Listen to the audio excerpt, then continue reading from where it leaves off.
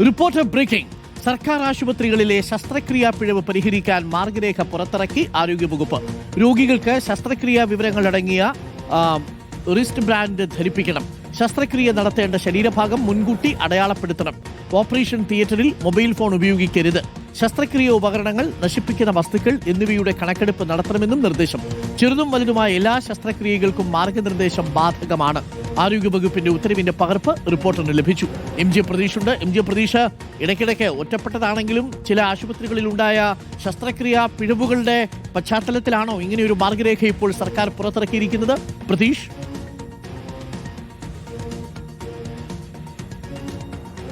അരുൺകുമാർ, ആലപ്പുഴയിൽ വയറ്റിനുള്ളിൽ കത്രിക കുടുങ്ങിയതുൾപ്പെടെയുള്ള ശസ്ത്രക്രിയാ പിഴവുകൾ വലിയ വിവാദമായ പശ്ചാത്തലത്തിലാണ് ഈ ശസ്ത്രക്രിയാ പിഴവുകളിൽ പുതിയ പ്രോട്ടോകോൾ അല്ലെങ്കിൽ മാർഗനിർദ്ദേശങ്ങൾ ആരോഗ്യവകുപ്പ് പുറത്തിറക്കിയത്.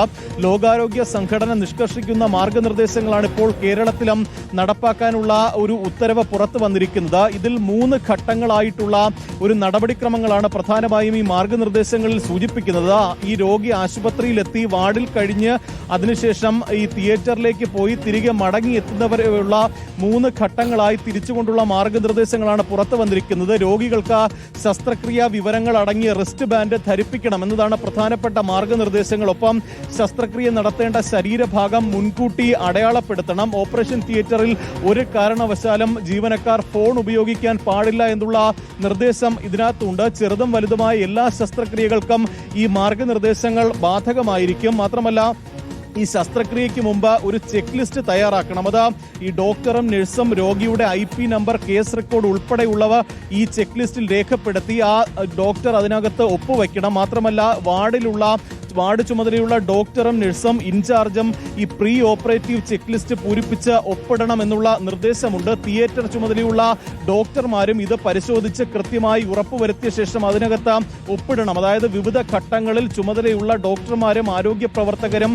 ആ ചെക്ക് ലിസ്റ്റ് പരിശോധിച്ച് അതെല്ലാം കൃത്യമാണ് എന്ന് ഉറപ്പുവരുത്തണം എന്നതാണ് മാർഗനിർദ്ദേശങ്ങളിൽ പറയുന്നത്. അതിനുശേഷം മാത്രമേ രോഗിയെ ഓപ്പറേഷൻ തിയേറ്ററിനുള്ളിൽ കയറ്റുകയുള്ളൂ. തിയേറ്ററിൽ ശസ്ത്രക്രിയ ഉപകരണങ്ങൾ, നശിപ്പിക്കുന്ന വസ്തുക്കൾ എന്നിവയുടെ കൃത്യമായ കണക്കെടുപ്പ്, അവിടെയാണ് പലപ്പോഴും വീഴ്ച സംഭവിക്കുന്നത്. അതിന്റെ കൃത്യമായ കണക്കെടുപ്പ് നടത്തണമെന്നതാണ് പറയുന്നത്. ശസ്ത്രക്രിയയ്ക്ക് മുമ്പ് തിയേറ്ററിലെ വൈറ്റ് ബോർഡിൽ ഏതൊക്കെ ഉപകരണങ്ങളാണ് അതിന്റെ പേരും എണ്ണവും കൃത്യമായി രേഖപ്പെടുത്തിയിരിക്കണം. ഈ ശസ്ത്രക്രിയ കഴിഞ്ഞ് അത് കൃത്യമായി എണ്ണം തിട്ടപ്പെടുത്തണം എന്നതാണ് ഈ ഉത്തരവിൽ പറഞ്ഞിരിക്കുന്നത്. ഒപ്പം ഇതുമായി ബന്ധപ്പെട്ടുള്ള മാർഗനിർദ്ദേശങ്ങൾ താലൂക്ക് ആശുപത്രി മുതലുള്ള എല്ലാ ആശുപത്രികളും കൃത്യമായി പാലിക്കണം എന്നതാണ് ഈ ഉത്തരവിൽ പറയുന്നത്. Arunkumar, thank you. പ്രതീക്ഷാണ് വിവരങ്ങൾ നൽകിയത്.